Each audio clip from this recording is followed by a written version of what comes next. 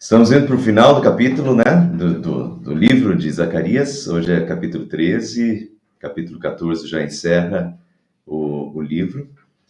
Bom, capítulo 13, versículo 1, eu já li no final do estudo da semana passada como uma forma de aplicação para o capítulo 12, para a gente ter uma noção. Mas vamos repetir. Eu já dei a maior explicação, até com mais versículos no estudo da semana passada, mas hoje, então, eu vou repetir brevemente, tá? O capítulo 13, então, está ligado, versículo 1 está ligado ao capítulo 12. Lembrem lá que no capítulo 12 começou uma série de naquele dia. Deus começa a repetir naquele dia, né? Bem interessante. E aqui é mais um daqueles naquele dia. Naquele dia, então, para pensar naquele dia, a gente tem que entender o que estava vindo antes também, né?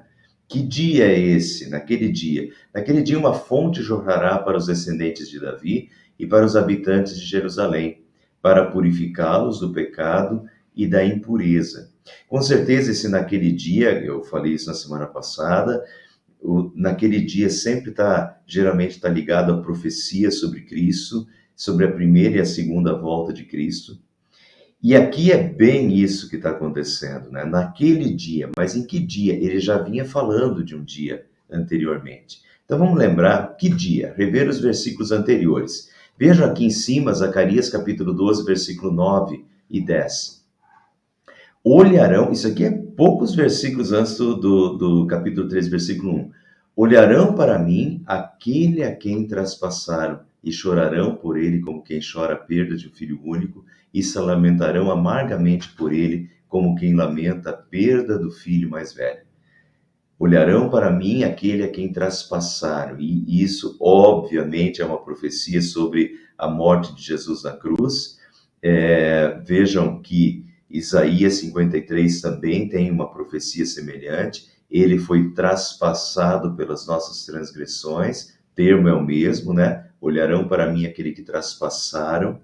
E aqui ele foi traspassado pelas nossas transgressões, moído pelas nossas iniquidades. O castigo que nos traz a paz estava sobre ele, e pelas suas pisaduras fomos sarados. Então, ele foi traspassado, que é o mesmo termo, né? Olharão para mim aquele traspassaram. Portanto, Zacarias está fazendo uma profecia sobre a morte de Jesus. E vejam que o próprio Novo Testamento aplica essa profecia. Aqui eu acho que é João, diz assim: mas um dos soldados lhe abriu o lado com uma lança, e logo saiu, traspassou Jesus, né? E logo saiu sangue e água. Quem viu isso dá testemunho, e o testemunho dele é verdadeiro. João, na verdade, está falando dele mesmo, né? João viu e João pode dar testemunho. E ele sabe que diz a verdade para que vocês creiam. E isso aconteceu, vejam, isso do soldado abrir o lado de Jesus com uma lança, ou seja, traspassar o lado de Jesus. Isso aconteceu para que se cumprisse a Escritura: nenhum dos seus ossos será quebrado, e outra vez a Escritura: olharão para aquele a quem traspassaram. E isso daqui é exatamente como diz a Escritura. Onde é que a Escritura diz? Diz em Zacarias capítulo 12. Depois diz também em Apocalipse capítulo 1, versículo 7, mas isso é depois. Onde é que a profecia estava dizendo isso, que Jesus seria traspassado? Em Zacarias capítulo 12, versículo 10. Então, o próprio Novo Testamento e os evangelistas, eles declaram isso abertamente, que Zacarias era uma profecia que se cumpriu em Jesus, né? Então, é isso que está vindo antes do nosso texto. Olharão para aquele a quem traspassaram e chorarão e se lamentarão. Quer dizer, Zacarias 12 está prevendo a morte de Jesus. E então vem o capítulo 13, versículo 1 e diz: naquele dia, que é no dia em que Jesus for traspassado, ou seja, na crucificação de Jesus, naquele dia uma fonte jorrará para os descendentes de Davi e para os habitantes de Jerusalém, para purificá-los do pecado e da impureza, né?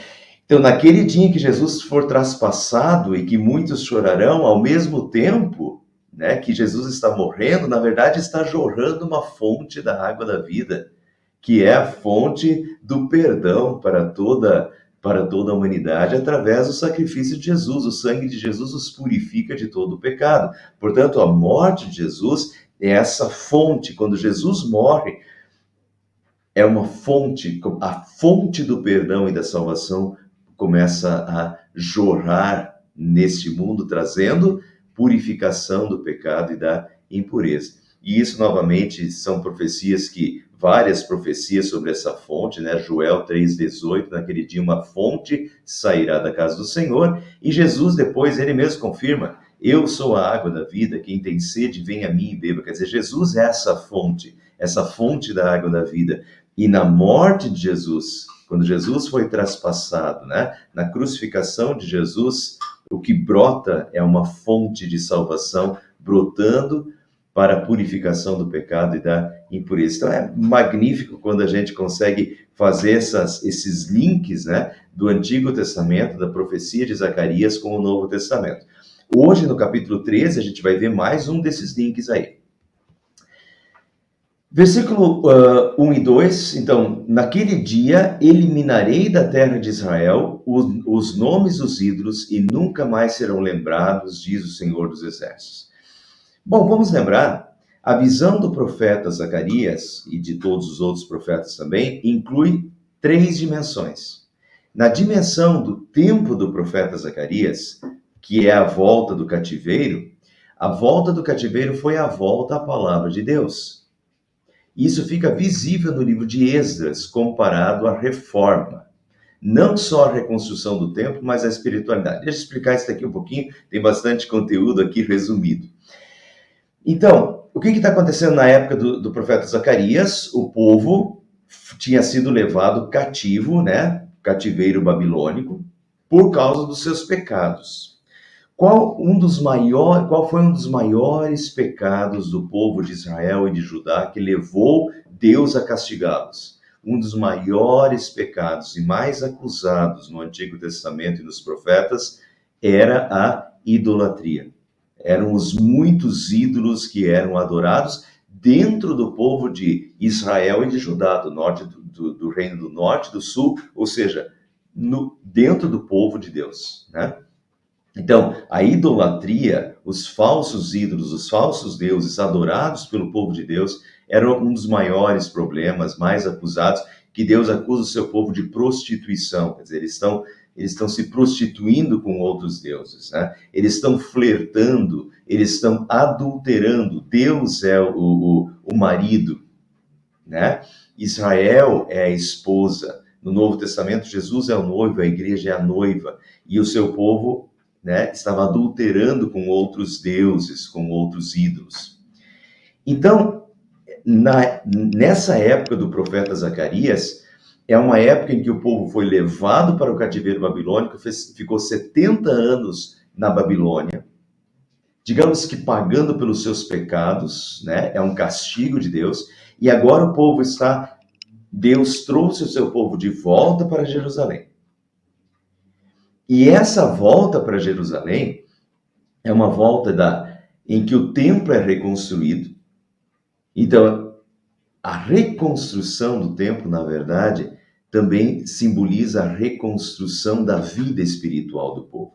Esse povo que tinha adorado outros deuses, seguido Baal, Azerá, né, tantas outras divindades, agora esse povo está voltando, é a hora de uma reconstrução espiritual, não só reconstruir o templo, mas a reconstrução espiritual, da vida espiritual do povo de Deus no Antigo Testamento. E eu estou dizendo aqui que isso fica visível no livro de Esdras, que a volta do cativeiro foi uma volta à palavra de Deus. A palavra de Deus que tinha sido rejeitada e esquecida antes do cativeiro babilônico, agora, na volta do cativeiro babilônico, é uma volta à palavra de Deus. E isso fica visível no livro de Esdras. O livro de Esdras, pessoal, nós vamos estudar ele na continuação dos nossos estudos. Estamos terminando agora Zacarias e nós vamos voltar lá para Esdras e Neemias, que é a continuação da história. E lá vocês vão ver no livro de Esdras é comparado à reforma do século XVI, a reforma protestante. O que foi a reforma protestante? Foi uma volta à palavra. Foi uma volta à religião pura e sadia novamente. E a época da volta do cativeiro babilônico, antes do cativeiro babilônico, o povo estava completamente deturpado religiosamente. A volta do cativeiro, o cativeiro babilônico foi uma espécie de purificação dada por Deus, né? Gerada por Deus. Agora, quando o povo volta do cativeiro babilônico, é época de uma reforma religiosa. E uma das coisas que Esdras fez foi ler de novo a palavra de Deus para o povo chorou, o povo se arrependeu, o povo se humilhou diante de Deus, prometeu fidelidade de novo a Deus. Então, a volta do cativeiro babilônico, essa época do profeta Zacarias, é uma época de volta a uma vida de pureza, uma vida de santidade, uma vida de dedicação a Deus, a uma espiritualidade sadia que havia sido perdida, né? Então, essa época, então, quando esse versículo fala, naquele dia eliminarei da terra de Israel os nomes dos ídolos e nunca mais serão lembrados, está falando para a época de Zacarias, né? Uma época que eles tinham seguido muitos ídolos, mas agora Deus diz que os nomes dos ídolos serão eliminados da terra de Israel. Vejam, pessoal, Ezequiel capítulo 11, Ezequiel é o profeta do mesmo período de Zacarias, um pouquinho antes, e Ezequiel diz assim, por isso diga-lhes, Deus falando através de Ezequiel, por isso diga-lhes que o que eu, o Senhor Deus, estou dizendo, eu os buscarei dos países para onde os espalhei. Olha o cativeiro. Primeiro o povo do norte foi levado para a Síria. O reino do norte foi levado para a Síria no ano 722. Depois, em 587, o povo do sul, de Judá, foi levado para a Babilônia. Deus os espalhou. E olha o que Deus está dizendo agora. Eu os buscarei dos países para onde os espalhei, e lhes darei de novo a terra de Israel. É exatamente o que está acontecendo na época de Zacarias, que Deus permite que eles voltem de novo para Jerusalém e reconstruam a cidade, reconstruam o templo. E agora notem, quando voltarem, diz Deus, quando voltarem para a sua terra, eles tirarão dela todos os ídolos e acabarão com todos os costumes imorais do povo. Estão vendo? Então, é uma reforma religiosa. Antes eles adoravam ídolos. Agora eles vão fazer uma limpeza e vão tirar da terra todos os ídolos e acabarão com todos os costumes imorais do povo. Eu lhes darei um coração novo e uma nova mente. Tirarei deles o coração de pedra, esse endurecimento de coração, desobediente, e lhes darei um coração humano e obediente. Assim eles cumprirão as minhas leis e obedecerão fielmente a todos os meus mandamentos. Eles serão o meu povo e eu serei o Deus deles. Estão notando como o que Deus está falando através de Ezequiel é uma restauração espiritual profunda. Esse povo foi levado para o... Deus permitiu e Deus os espalhou e os castigou. E agora, quando eles estão voltando a uma época de restauração espiritual completa. E uma das coisas que eles tinham que fazer é eliminar da terra todos os falsos ídolos, todos os falsos deuses, acabar com os costumes imorais. E Deus lhes daria um novo coração e uma nova mente. Novo coração, novamente. Eles cumprirão as minhas leis, eles obedecerão fielmente aos meus mandamentos, eles serão o meu povo e eu serei o seu Deus. É uma volta ao casamento, né? A união com Deus. O povo agora, novamente, é o povo de Deus, o povo dedicado a Deus, o povo dedicado à palavra de Deus, o povo que tira os ídolos, que elimina os ídolos da sua terra. Entende? Então, isso que está em jogo aqui. Naquele dia eliminarei da terra de Israel os nomes dos ídolos e nunca mais serão lembrados, diz o Senhor dos Exércitos. Então, na volta do povo do cativeiro babilônico para Israel, eles eliminaram novamente os ídolos. Foi uma época de volta à pureza religiosa, à pureza doutrinária, à comunhão com Deus. Ezequiel capítulo 36, versículo 23 também, diz: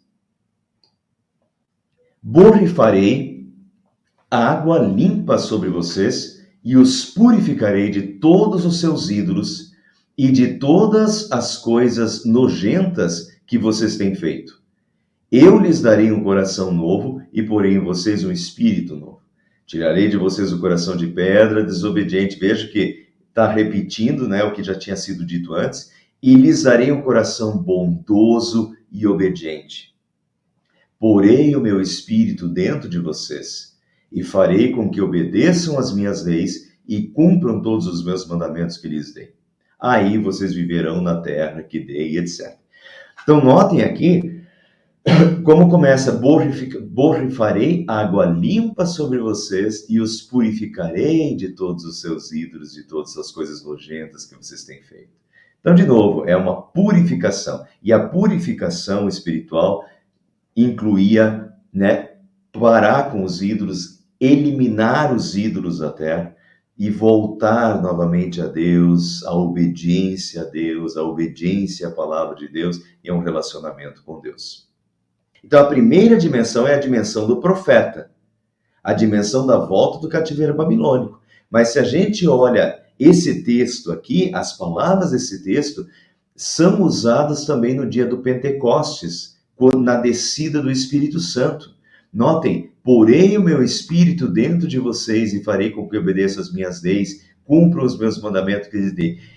E essa passagem aqui também é citada no Pentecostes. Então, essa passagem de Zacarias também é uma profecia sobre a primeira vinda de Jesus e sobre os nossos tempos. Isso está acontecendo conosco hoje ainda, né? Quando o Espírito Santo nos toca.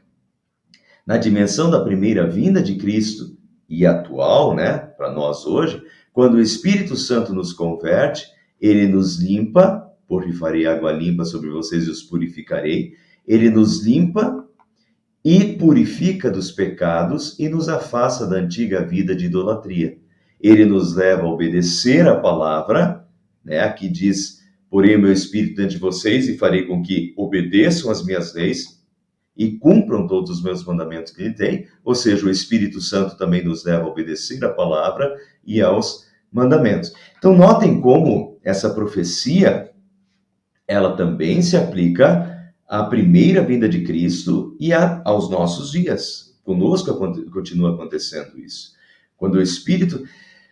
Para nós talvez seja um pouquinho mais difícil de ver isso, né? Que quando o Espírito Santo nos converte, ele nos limpa e purifica do pecado e nos afasta da antiga vida de idolatria. Talvez a gente já nasceu em berço cristão, então a gente nunca teve a idolatria na nossa vida. Mas imaginem uma pessoa que hoje participa da Umbanda, do Candomblé, né, de budismo ou outras religiões. O que o Espírito Santo vai fazer?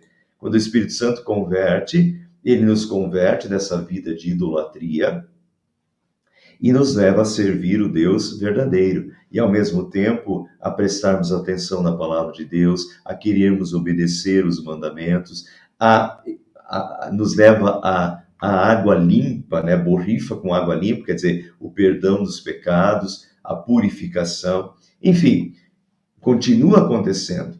Essa profecia também diz respeito a nós hoje.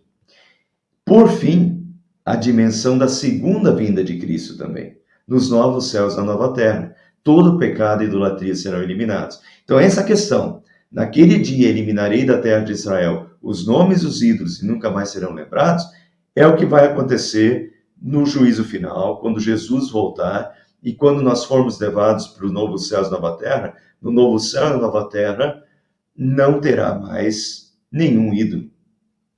Quer dizer, toda a impureza, né? Toda a impureza foi tirada. E no céu não há mais ídolos, né? Então, notem que isso daqui também... E percebam, eu já venho falando isso, as três dimensões estão presentes. É complicado, às vezes, separar isso.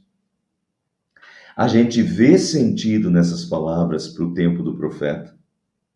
A gente vê sentido nessas palavras para a primeira vinda de Cristo, sob a ação do Espírito Santo, mas a gente também vê sentido nessas palavras para o que nos espera, para os novos céus e nova terra. Então, na verdade, a gente não deveria descartar nenhuma das dimensões. Pelo contrário, deveríamos manter sempre as 3 dimensões.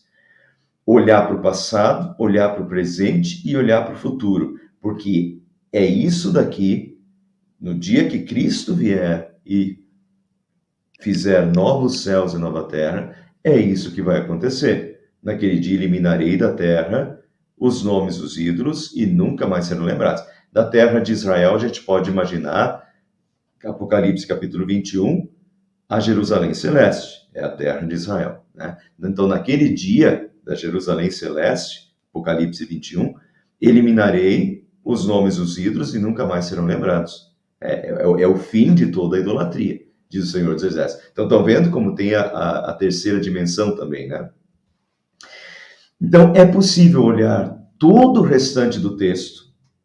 Nós estamos aí no versículo 2. Todo o restante do texto é possível olhar nesta ótica das 3 dimensões.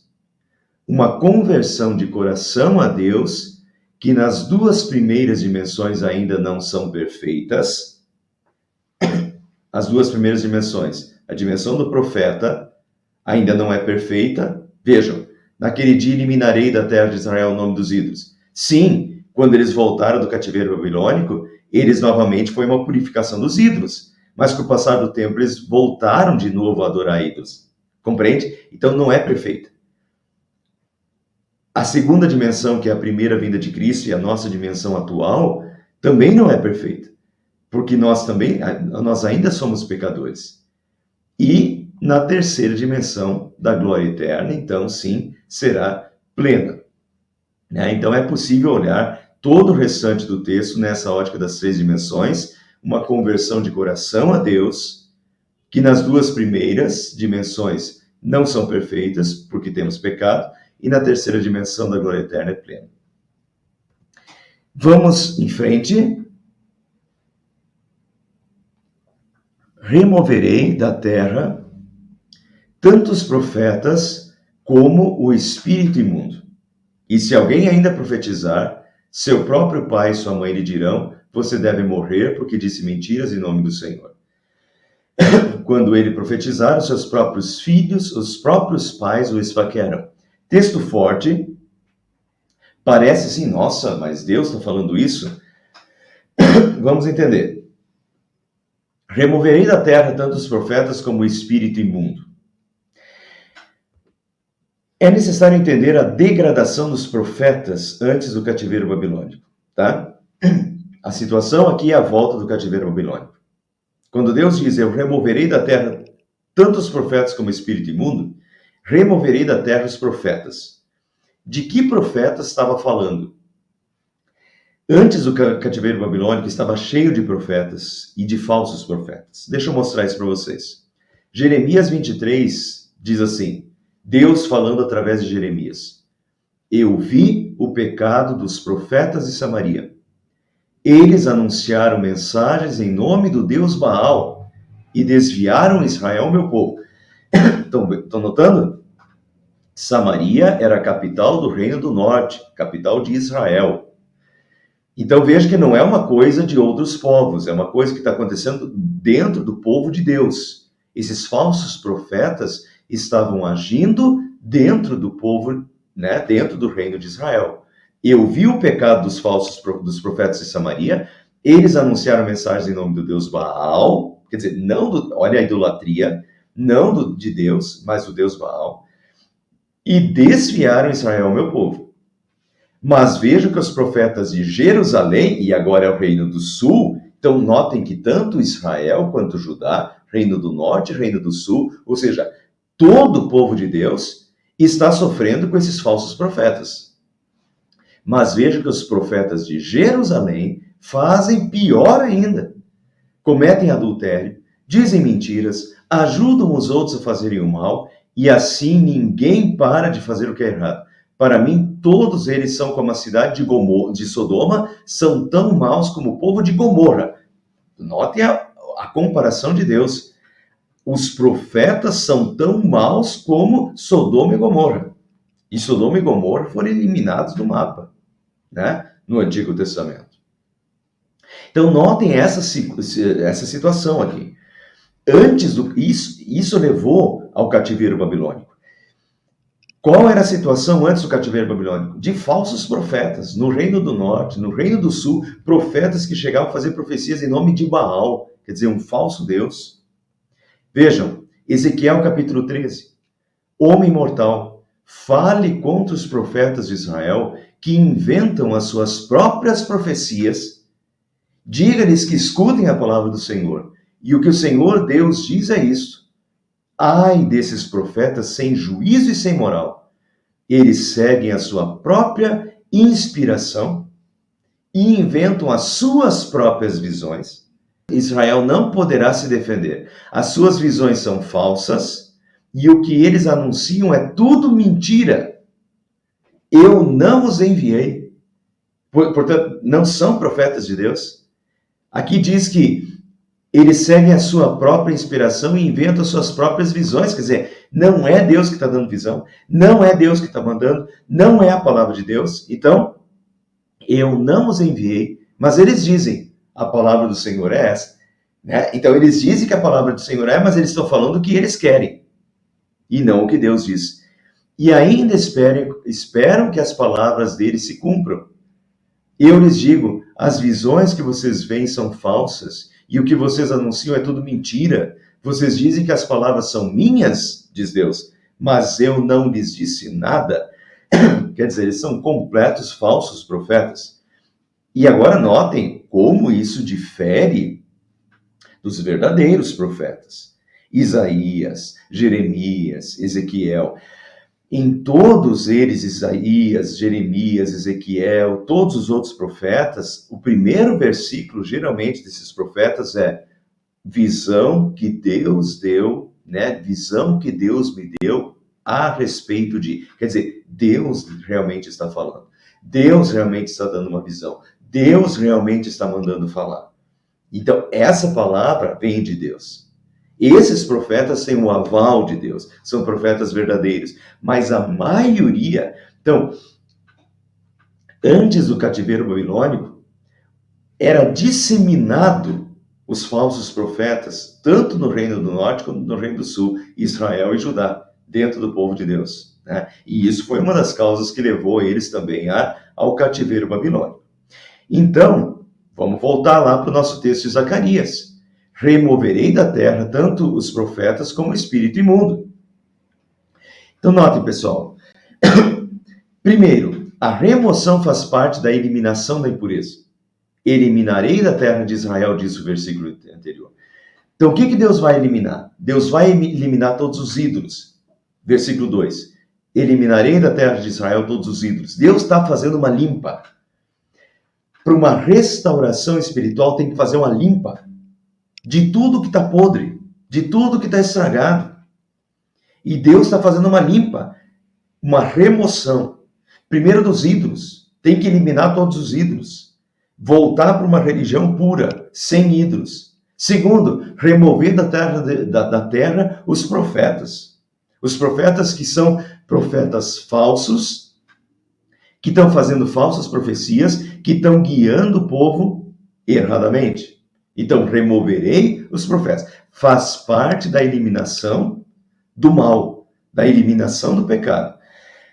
E agora, dentro disso, vem a segunda parte do texto, que é muito dura. E se alguém ainda profetizar, seu próprio pai e sua mãe lhe dirão: você deve morrer, porque disse mentiras em nome do Senhor. Quando ele profetizar, os seus próprios pais o esfaquearão. Deixa eu mostrar para vocês o que diz Deuteronômio. Deuteronômio é a lei de Moisés, dada no Monte Sinai. O que diz em Deuteronômio 13? Deus em primeiro lugar. E a impureza deve ser eliminada. Qual é a lei? Sigam as leis do Senhor nosso Deus, temam a Deus, obedeçam aos seus mandamentos e deem atenção a tudo que ele diz. Adorem somente a Deus e fiquem ligados com ele. E o profeta ou o explicador de sonhos que procurou levá-los a se revoltarem contra Deus será morto. Estão vendo? Lei em Deuteronômio já. Assim que eles saírem do Egito, início da constituição do povo de Israel. O profeta que leva o povo a se revoltar contra Deus, o ensino errado, será morto, pois ele procurou desviá-los do caminho indicado pelo Senhor, o Deus que livrou vocês do Egito, onde eram escravos. Matem esse falso profeta e assim tirarão o mal do meio do meio do povo. Então, o que devia fazer? Matar o falso profeta. Ele está tentando desviar o povo de Deus. E, pessoal, isso é sério. Porque desviar o povo de Deus é desviar o povo da salvação. É a pior coisa que pode acontecer. Portanto, para o povo de Deus do Antigo Testamento, que era uma teocracia no início, quer dizer, o governo era de Deus e era o povo de Deus, valia as leis de Deus, é diferente de hoje. Hoje nós não estamos mais uma teocracia, estamos uma democracia, vivemos no meio de várias religiões, de vários povos. Não é para a gente sair por aí matando ninguém, tá? Embora a precaução seja a mesma. A gente tem que ter a mesma precaução. Mas não é mais para matar ninguém. Agora, no meio do povo de Israel, que era o povo de Deus, a lei era essa. Quer dizer, se alguém está ensinando uma doutrina falsa e desviando o povo de Deus, amor a Deus acima de tudo, e essa pessoa que tenta é uma pessoa satânica, é uma pessoa diabólica, uma pessoa que tenta desviar o povo de Deus do caminho do Senhor e do caminho da salvação, é uma pessoa diabólica. Está servindo ao diabo e não a Deus. Essa pessoa tem que ser eliminada. Eliminação é morte. Eliminem o mal, tá? No Novo Testamento, a gente vai ver a questão do fermento que leveda a massa. Deixar uma maçã podre dentro do balaio arruina as outras. A questão aqui é pureza. Então, o falso profeta deveria ser morto. Eu estou frisando isso bastante, pessoal, porque a gente tem que ter isso com clareza. E se hoje a gente não é mais para sair matando ninguém, mas a gente, dentro de nós mesmos, a gente tem que ter essa firmeza de eliminar o que é errado da nossa vida e de perto de nós, né? Então, matem esse falso profeta e assim tirarão o mal do meio do povo. Perfeito? Então, essa questão aqui de matar o falso profeta já está prevista por Deuteronômio. Agora vejam um pouquinho além. A questão aqui quando ele profetizar, os seus próprios pais o esfaquearão. Agora vejam a continuação de Deuteronômio. Talvez chegue perto de você o seu irmão, ou o seu filho, ou a sua filha, ou a sua querida esposa, ou o seu melhor amigo, procurando em segredo levá-lo a adorar outros deuses, que nem você, nem os seus antepassados adoravam. Nota então de novo, é uma pessoa agora da família, pode ser a tua esposa, pode ser o teu melhor amigo. E isso vale para nós hoje ainda, pessoal. Os de dentro da própria casa. Isso acontece. Pode ser o teu irmão, pode ser o teu filho, pode ser a tua filha, pode ser a tua esposa, teu melhor amigo, procurando em segredo levá-lo a adorar outros deuses que nem você nem os seus antepassados adoravam. Essa pessoa pode procurar levá-lo a adorar os deuses dos povos vizinhos ou de povos que vivem longe, em lugares distantes. Não deixe que essa pessoa o convença. Primeiro, isso vale para hoje. Não deixe que essa pessoa o convença. Nem escute o que ela disser. Não tenha dó, nem piedade dela, e não procure protegê-la. Agora não vale mais para hoje isso, tá? Não saia matando, mas isso é Deuteronômio. Antigo Testamento, povo de Deus. Se acontecesse isso no meio do povo de Deus, não tenha dó, não tenha piedade, Não procure protegê-lo. Mate essa pessoa a pedradas. Que pessoa? Seu irmão, seu filho, sua filha, sua querida esposa, seu melhor amigo. Se está tentando te desviar da fé em Deus, se está tentando te desviar de Deus, é diabólico. Está servindo ao diabo e não a Deus. Mate essa pessoa a pedradas. Atire a primeira pedra e depois que todos os outros atirem pedras também. Assim vocês matarão essa pessoa, pois procurou fazer vocês abandonarem o Senhor, o nosso Deus, que os livrou do Egito, onde eram escravos. Todo o povo de Israel saberá do que aconteceu, todos ficarão com medo, e esse é o propósito. Todos ficarão com medo, ninguém vai querer fazer uma coisa tão má como essa no meio do povo. Quer dizer, moralidade. Se tem alguém no meio do povo de Deus tentando desviar alguém da fé em Deus e adorar outros deuses, essa pessoa deve ser eliminada, sem dó nem piedade, seja quem for, seja tua esposa, teu irmão, teu melhor amigo, eliminado. Para que ninguém vai querer fazer uma coisa má como essa no meio do povo. O mal era eliminado, né? O fermento não tem vez para não levedar a massa. E, pessoal, infelizmente, o povo de Deus não fez isso, porque se tivesse feito isso, não teria virado a bagunça que virou. A gente tem dó, né? E até hoje. Vem um texto como esse. Quando ele profetizar, os seus próprios pais esfaquearão dentro. Nossa, coitadinho, não vamos fazer isso. Mas o que está tratando aqui? De um falso profeta. Se é um falso profeta que está tentando desviar o pai, a mãe, o irmão, uma pessoa da fé em Deus, da fé correta, da salvação, é diabólico, não está servindo a Deus, está servindo ao diabo. Então a gente não tem que ter dó. Não é mais para esfaquear, tá? Não esfaqueie, não é mais isso hoje. Mas essa questão de ter essa mesma firmeza, de não admitir o erro, de não admitir o pecado e de se afastar de uma pessoa que está tentando te desviar, e isso precisa acontecer hoje ainda, isso é claro. Então a questão aqui é eliminar falsos profetas, uma pessoa que está tentando desviar do povo de Deus. É pureza, é santidade, entende? Então, nesse sentido, os próprios pais esfaqueiam o filho, ou seja, matam o filho que está tentando deturpar Deus e está agindo diabolicamente, tá? Continuando. Naquele dia, todo profeta se envergonhará de sua visão profética. Agora vejam, quando isso acontece, o que acontece? Que os ídolos são eliminados da terra, que os profetas são removidos da terra, ou seja, uma volta à pureza, santidade, e os profetas são removidos, são mortos, e os próprios pais esfaqueiam os filhos falsos profetas, uma volta à moralidade, uma volta à retidão. E daí, quem está fazendo mal tem medo. Olha aqui.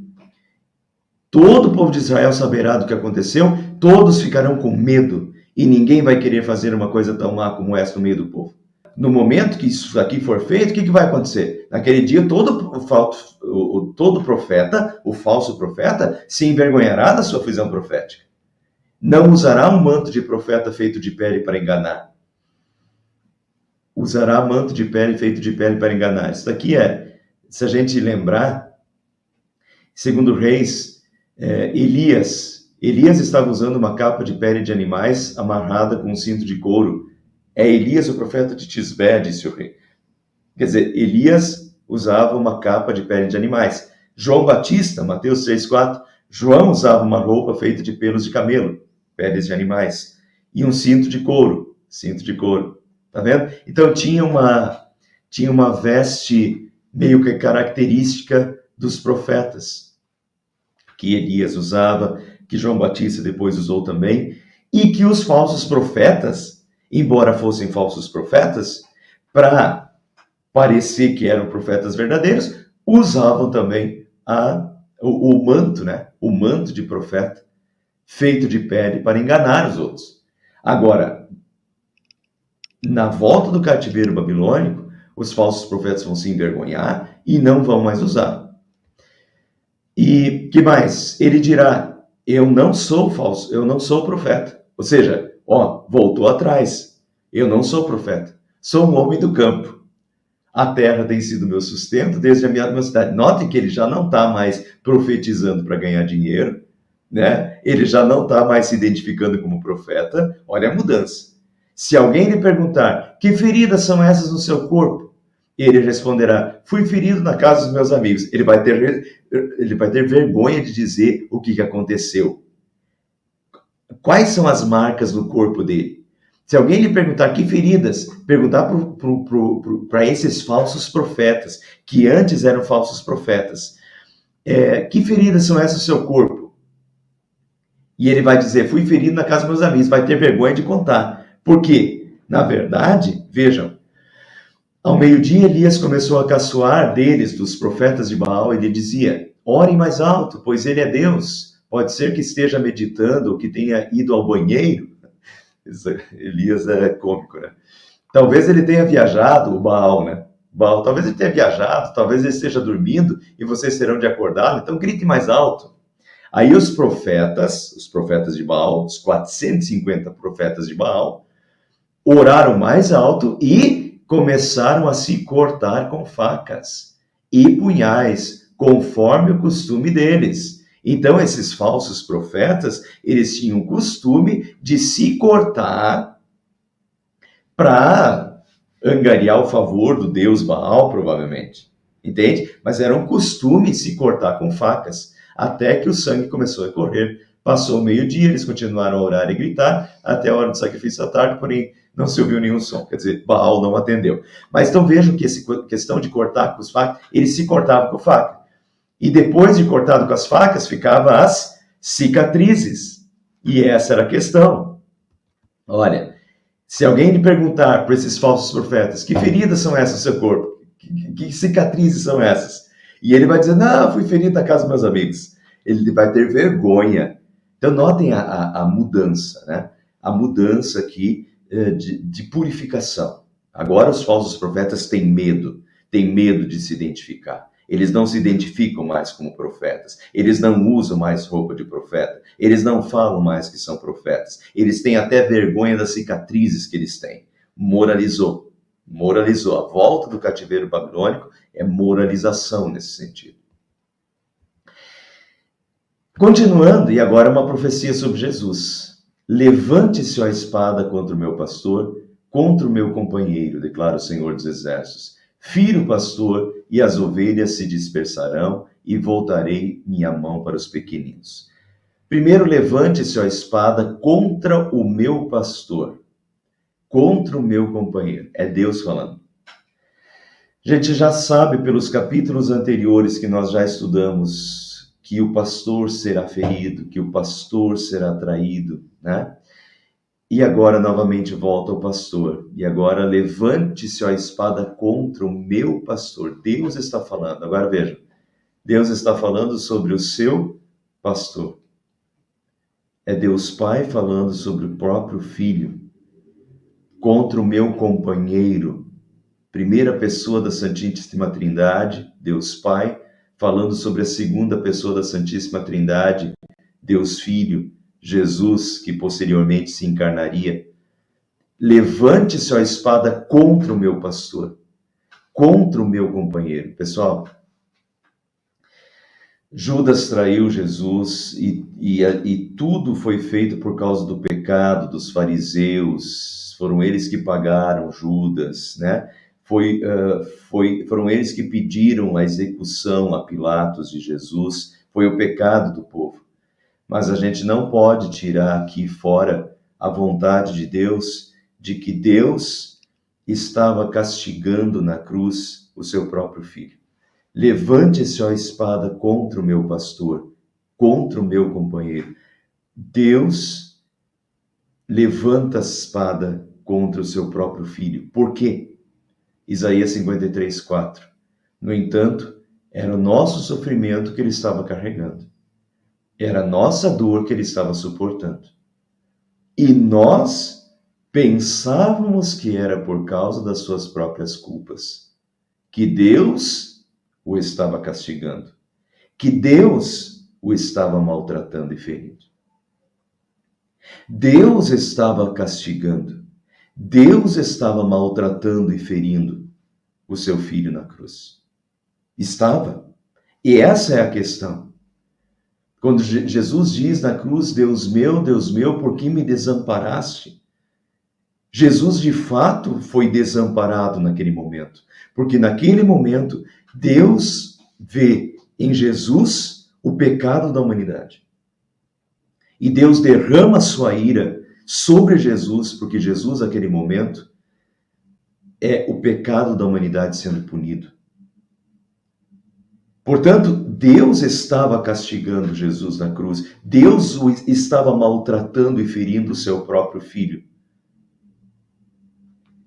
Levante-se a espada contra o meu pastor, contra o meu companheiro. Deus diz isso provavelmente com muita dor no coração. Agora, por que Deus estava castigando? Por que Deus estava levantando a espada contra o seu pastor e seu companheiro? Por que Deus o estava maltratando e ferindo? Era o nosso sofrimento que ele estava carregando.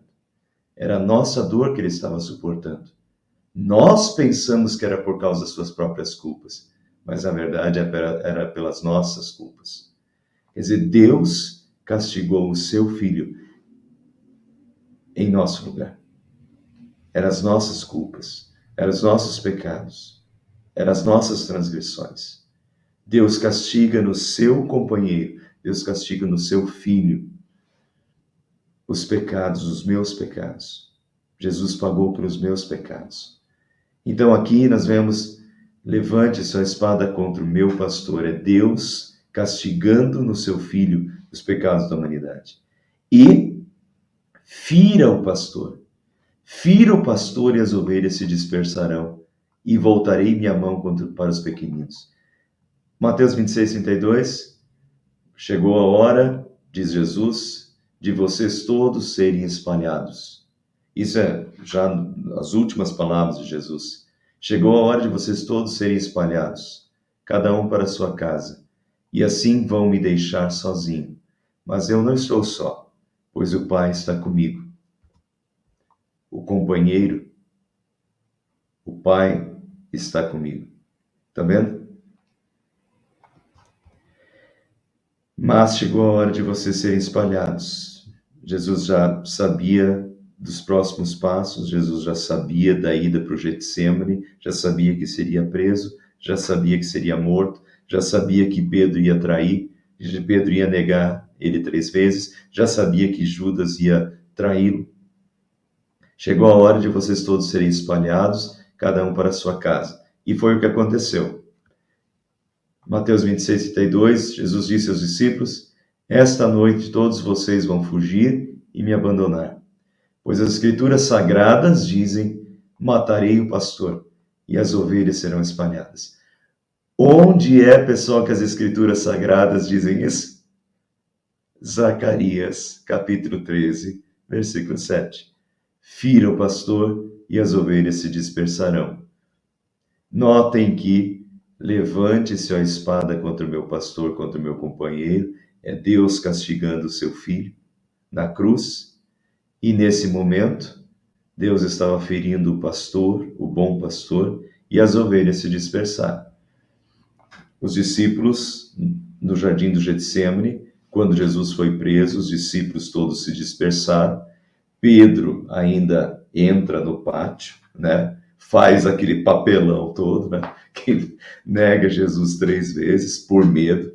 Então, quando o pastor foi ferido, as ovelhas foram dispersas e ali se cumpriu o que as escrituras disseram: mataria o pastor e as ovelhas serão espalhadas, exatamente a profecia de Zacarias. Portanto, claramente aqui mais uma das profecias de Zacarias apontando para Jesus. Para terminar, na terra toda 2/3 serão ceifados e morrerão. Aqui, notem de novo, deixa eu frisar de novo para os que chegaram depois aí. O texto intercala as 3 dimensões: tempo do profeta, primeira vinda de Cristo, segunda vinda de Cristo.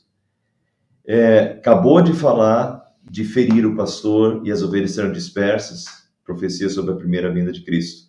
Agora volta de novo a falar do tempo do profeta, ou do tempo do fim. Alguns acham que é o tempo do profeta, outros acham que está falando do Apocalipse. Eu fico em cima do muro. Pode ser os dois. Na verdade, talvez até tenha as duas dimensões sejam verdadeiras.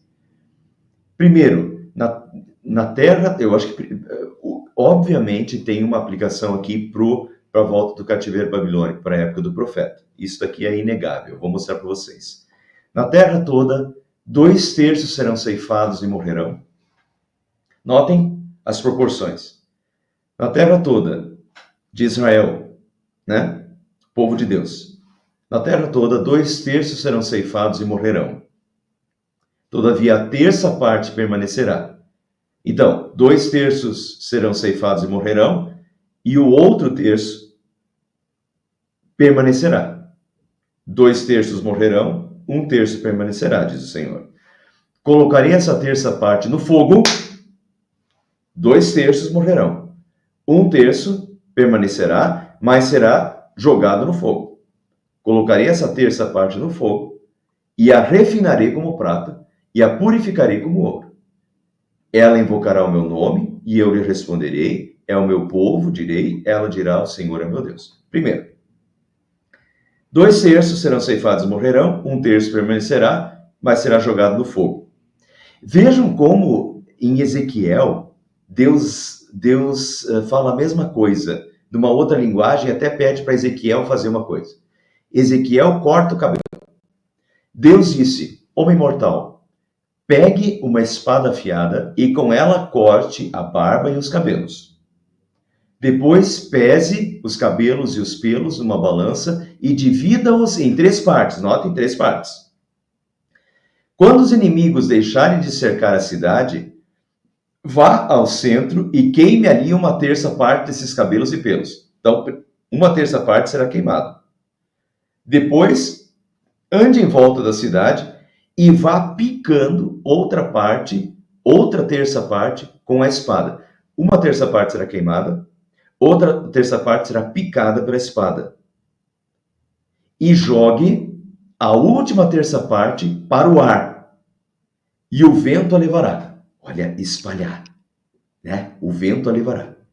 Terceira parte, uma parte vai ser queimada, outra parte vai ser picada, e a terceira parte, jogue para o ar, o vento a levará.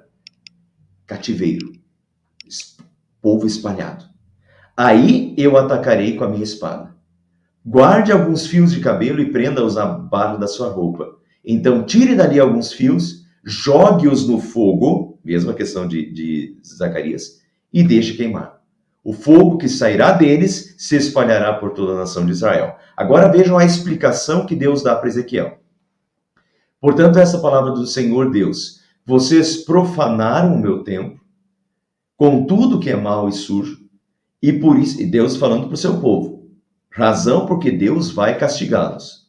Vocês profanaram o meu templo com tudo que é mau e sujo, e por isso eu juro pela minha vida que eu os destruirei sem dó nem piedade, cativeiro. 1/3 parte do povo morrerá de peste e de fome dentro da cidade. Quando a cidade foi cercada, ficou 3 anos sitiada. 1/3 parte vai morrer de peste e de fome dentro da cidade. Outra terça parte será morta por espadas fora da cidade. 2/3 morreram.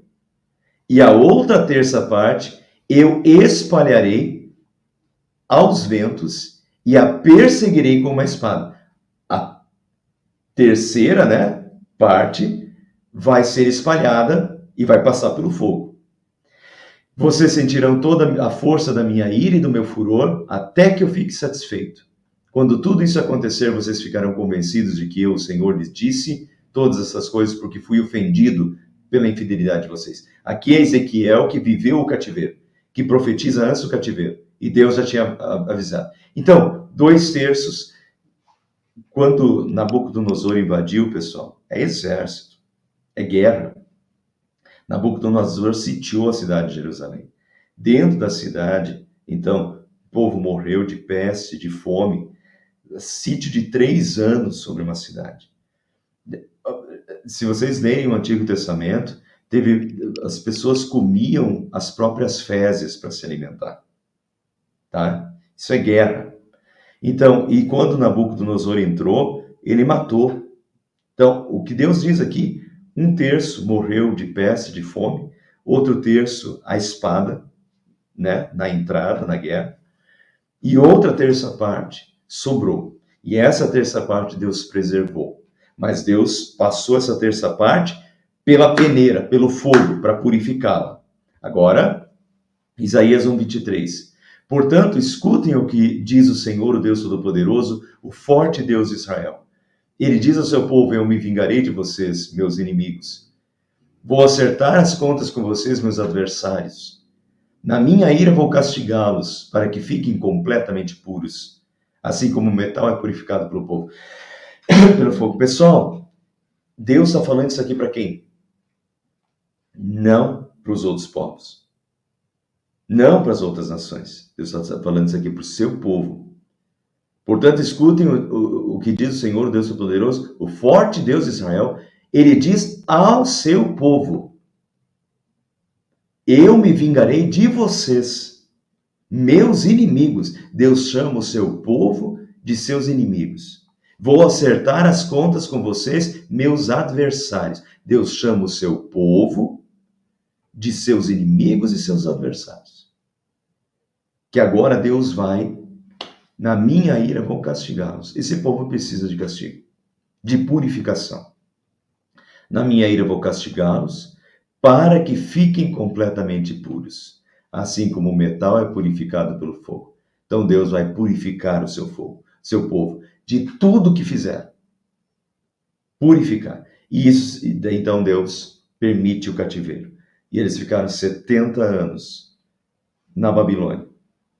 E depois de 70 anos Deus traz de novo para Jerusalém, para reconstruir Jerusalém, sob novas bases, né? Com arrependimento, purificado pelo fogo. Isaías 48:8, eu poderia ter descarregado minha ira sobre vocês e os poderia ter destruído completamente. Deus poderia ter destruído os 3/3. Mas isso teria trazido desonra para o meu nome, porque não haveria mais povo de Deus. Portanto, tive paciência com vocês, pois eu sou Deus e mereço que me louve. Eu os fiz sofrer, mas foi para purificá-los, como a prata é purificada na fornalha. Então notem que Deus poderia ter destruído completamente. Deus diz que não fez isso por amor. Seria uma desonra ao seu nome, não ter mais um povo. Então ele preserva uma terça parte desse povo. Mas faz uma purificação com esse povo, levando o povo para o exílio, né? Eu os fiz sofrer, mas foi para purificá-los, como a prata é purificada na fornalha. E agora entendo, pessoal, para terminar esse capítulo, é isso tudo que está em jogo. Então agora, volta do cativeiro babilônico, é volta à purificação, é volta a uma nova mentalidade, é volta a uma nova consagração a Deus, em que todo mal é eliminado, em que os ídolos são eliminados, que é removido, os falsos profetas são removidos, são eliminados, é uma volta à pureza, né? À santidade de vida, a uma nova vida de comunhão com Deus, que é o que nós precisamos sempre, né? Às vezes Deus tem que fazer isso com a gente também, né, pessoal? Às vezes, quando a gente se afasta, Deus tem que nos purificar também. E Deus, às vezes, tem que mandar fogo para a nossa vida. Fogo para queimar mesmo as impurezas. E vai doer. Mas que doa. E pelo menos que a gente se arrependa. O ideal é que não nem aconteça isso, né? O ideal é que a gente viva em arrependimento.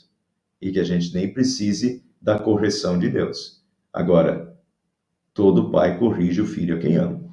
E Deus vai fazer. E às vezes Deus manda fogo, né, para purificar os nossos pecados, os nossos desvios, porque a nossa vida está precisando. E a gente tem que agradecer. né? Mas vai doer. E para terminar, então, ele, nesse dia, quando isso acontecer, depois de purificado, ela invocará o meu nome, e eu lhe responderei. É o meu povo, direi, e ela dirá: o Senhor é o meu Deus. Então, uma volta à comunhão, à relação de fidelidade com Deus. Oséias 3:1 diz a promessa do retorno do novo relacionamento com Deus. Plantarei o meu povo na terra prometida, de novo, para que eles sejam a minha própria plantação. Eu amarei aquela que se chama não amada, quer dizer, aquela que não era mais amada, mas eu a amarei. Para aquele que se chama não meu povo, era um dos filhos de Oséias. Com a vida de Oséias, Deus está se relacionando com o povo. O povo não era mais o seu povo, mas agora eu direi: você é meu povo. E ele responderá: tu és meu Deus. Quer dizer, é uma volta à aliança, uma volta ao amor de Deus pelo seu povo. Deus não deixou de amá-los. Deus os purificou para que eles voltem num novo relacionamento. E é isso que Deus quer da gente também, que a gente sempre viva nesse relacionamento com Deus, né? O Senhor é o meu Deus. Eu lhe responderei: é o meu povo, direi. E ela dirá: o Senhor é o meu Deus. Senhor é o nosso Deus e nós somos o seu povo, né? Essa relação de aliança com Deus. Amém. Capítulo 13. Próxima vez, capítulo 14 e fim do livro. Hoje eu me estendi um pouquinho mais. O capítulo era denso, mas era interessante fazer essas conexões. Tem tudo a ver com a gente hoje. A gente tem que ter, pessoal, olhar para o Antigo Testamento e fortalecer a nossa fé, e fortalecer a nossa fé, a nossa fidelidade. Porque muitas vezes, as pessoas esquecem de fidelidade. Deus quer fidelidade de vida também. Pecado não pode ter vez. Pecado tem que ser tirado da vida. Eu não posso saber que uma coisa é pecado e mesmo assim querer ficar com isso na minha vida e achar que está tudo bem. Se é pecado, tire, elimine, remova. Esse é o recado de Zacarias, capítulo. Foi isso que levou o povo, né, à ruína e leva vidas à ruína também. Né? Arrependimento. Essa é a moral da história, é essa. Arrependimento, né, diante de Deus, fé e fidelidade.